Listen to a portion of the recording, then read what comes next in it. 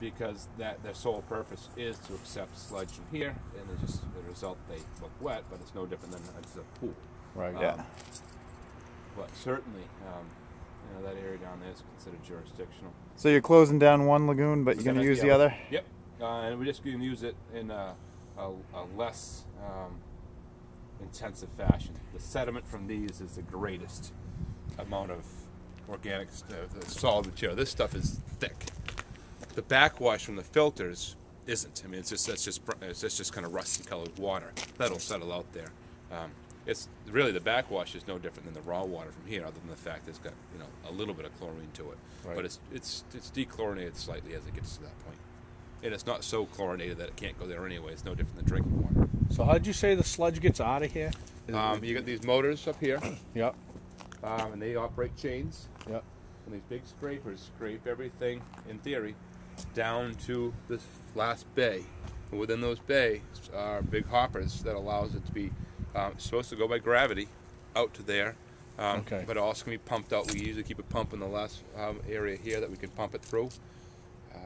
But where these things don't work as they should, when this place is offline, these are pumped out, and labor scrapes with hose and squeegees and hoses, all 200 feet of both basins towards the end here to get it out.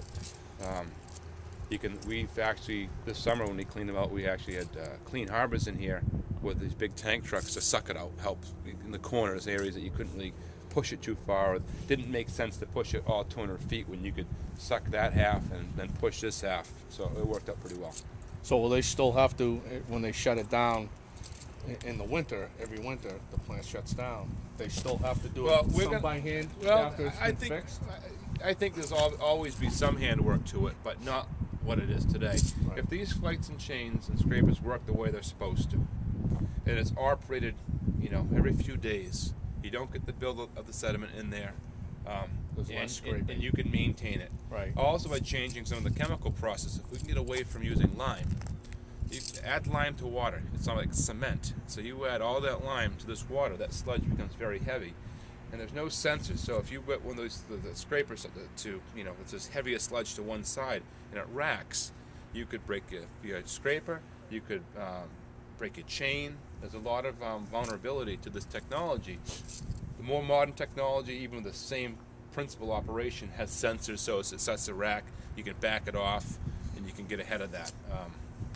Is this pitched in there? Pitched like Yes. this way? So Yes. it's not a flat surface? It's No, there's a difference in elevation. I'm not exactly sure how much difference. We need to take a look at the plans, but it does come this way.